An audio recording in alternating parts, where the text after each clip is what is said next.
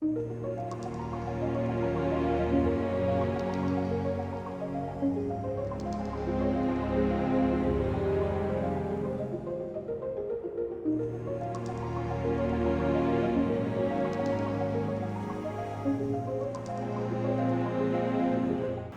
位玩家好，我是 Storyca 万象物语负责剧情演出的负责人。前一段时间 Storyca 迎来了第2季的精彩大结局，我们收到了来自世界各地玩家的好评与支持，有许多人热烈的讨论剧情，并且创作了许多充满爱的同人作品，甚至我们还有看到有人在实况的途中被剧情感动落泪。其实这一切我们都默默的看在眼里。你们的欢笑与泪水，就是我们持续创作的最大动力。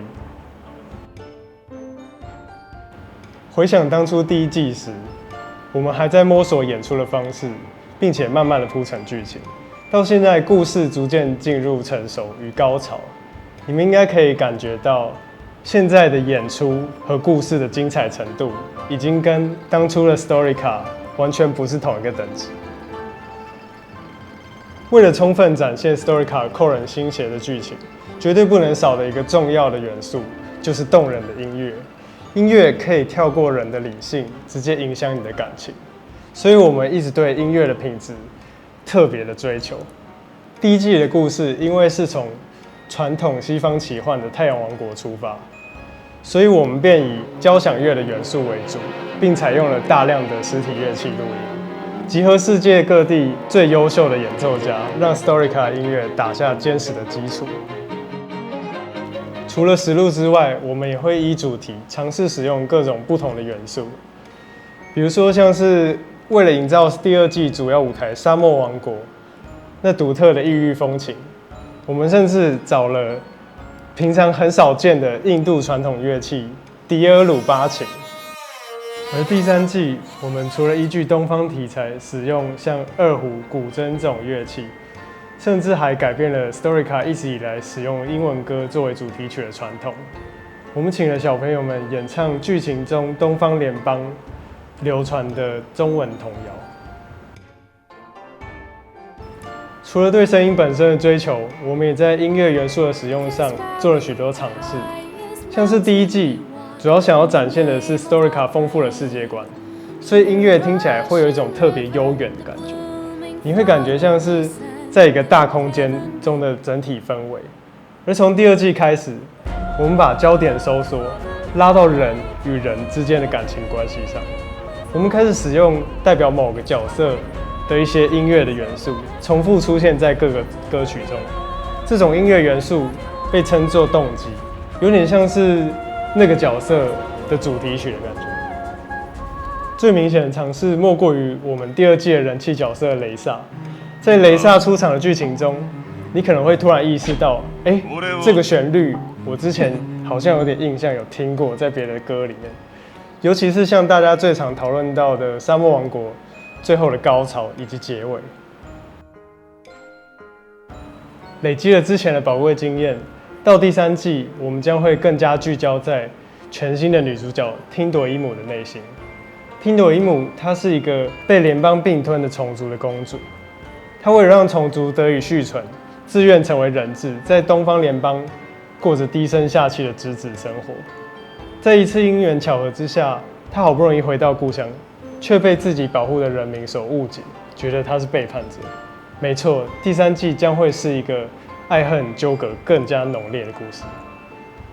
另外，第3季的片头将会和以往的形式有些不同，因为东方联邦它是一个全新的世界观，有属于自己的历史以及神话，所以我们决定赋予这次的片头动画叙事的任务，把整个东方的大局势用动画展开，然后主线则是从 2.0 结束的那个时间点直接切入。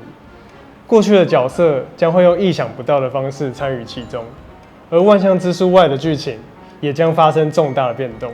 希望你们能够在接下来的故事中感受到我们的坚持与爱。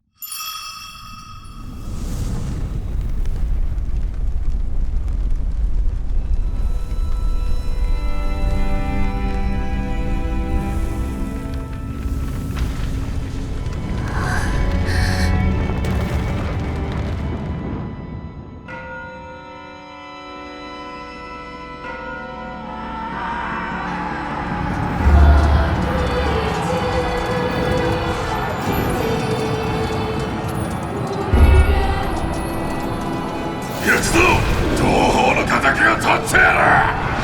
連邦のクリスタムを通すな。死守しろ。あなたが今出て行っても無駄死にするだけよ。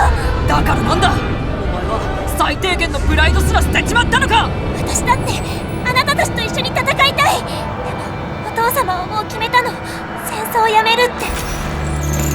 我々は虫族からの停戦要求を受け入れます。今後虫族は東方連邦の管理下に置かれ、一人魔姫はキリン族に人質として送られるものとします。こいつが虫王か。見ろよ、惨めだな。あの娘が例の人質か。まだ子供じゃないか。親子だな。ひざまずく姿まで似ておる。我が子よ、すまない。分かっています。全ては虫族のため。案ずるな。おとなしくしていれば何もされることはない。満足か。とっとと行くぞ。歯向かってはならないよ、何があろうとも。安心してください。お父様を失望させたりしません。今日からここがお前の部屋だ。不要な外出は許さん。分かったか。変な味がするって。あっちゃ、きっと料理人がミスったんだな。見るからに男たらしの性悪女ね。母さん、これが虫のお姫様？どうしてずっと出てこないんだろう。あの女何も喋らないな。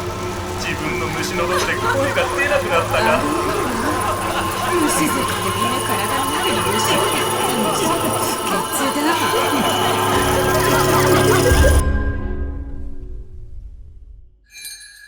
チビ、